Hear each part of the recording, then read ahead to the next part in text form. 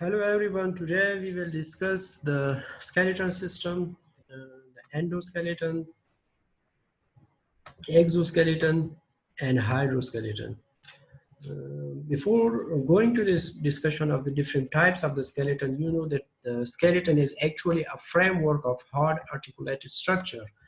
And as far as the function of the skeleton is concerned, they provide physical support to the body.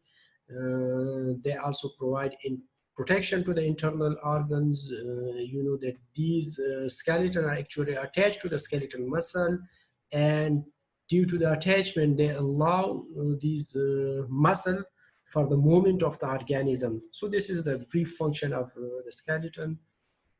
The first one is the endoskeleton. As you know that endo means inside or internal. So the skeleton which is present inside or internal. Internally, this is actually the internally supportive structure that give shape to the organism.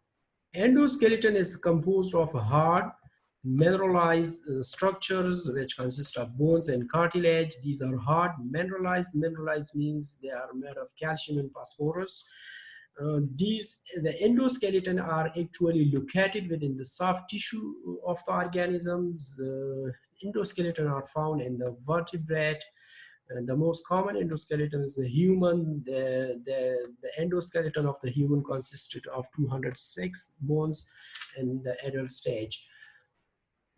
The endoskeleton are actually classified into two different portions, the axial skeleton and the appendicular skeleton. The axial skeleton consists of the bones which are found in the skull, vertebral column, and rib cage. The appendicular skeleton consists of the bones which are found in the shoulder region, the limb bones, the pectoral girdles, and the pelvic girdles. So this is the skeleton which is, the given skeleton is the human and horse. This is the skeleton of the human, and this is the horse. So in case of horse, the axial skeleton consists of the bones of the skull. This is the vertebral column, bones of the vertebral column, and this is the rib cage. So these bones constitute the axial skeleton. The appendicular skeletons, they consist of the bones which are found at the shoulder region. So this is the shoulder bones. These bones, along with the limbs bones, these are bones which are found at the limbs region. This is the pectoral girdle. So these bones actually constitute the appendicular system. So endoskeleton is classified as axial and appendicular. Axial consists of the bones which are found in these region, and the appendicular which consists of the bones which are found in these region. Second one is the exoskeleton. As you know that exo means outside and skeleton outside the skeleton. So the external skeleton is called the exoskeleton. And actually this exoskeleton consists of hard encasement on the surface of the organism.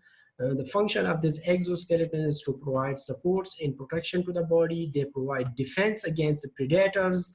And they also allows for the movement of the organism through contraction of the muscles to which these skeleton are attached. The exoskeletons are found in the invertebrates. Arthropods have well-developed exoskeletons. The composition of this exoskeleton, they are consisted of the chitin. Chitin are actually a derivatives of the glucose. And you know this, the chitin is actually strong but flexible structures. These are found in the crabs, the scorpion, and insects.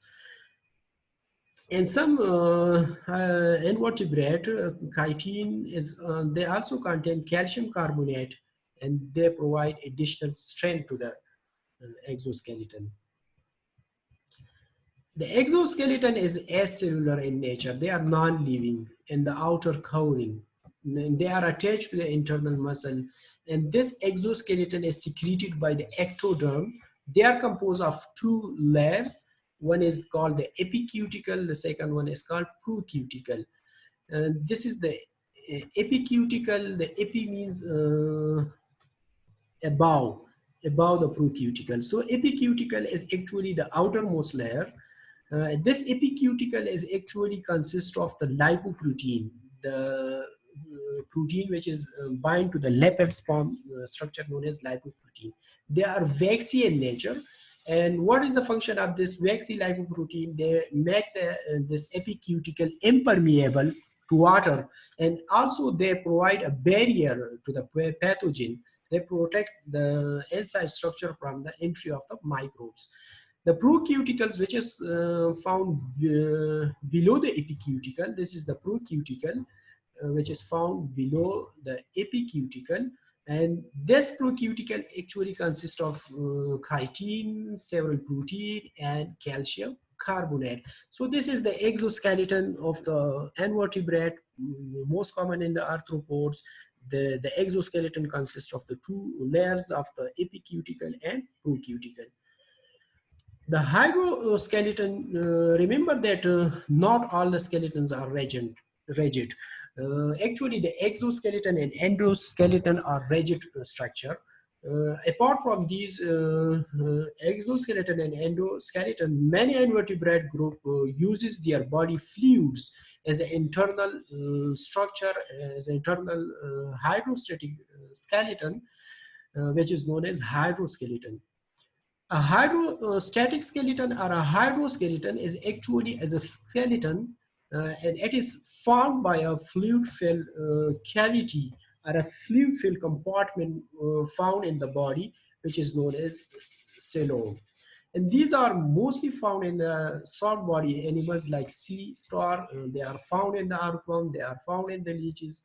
And the hydroskeleton, in case of the earthworm, the muscles in the body wall of the earthworm, for example, have no firm base for the attachment, but they develop muscular force by contracting against incompressible coelomic fluids, and these fluids are included within a limited space. So the hydroskeleton is found in those invertebrates which have a coelomic cavity, which is in which fluids are present.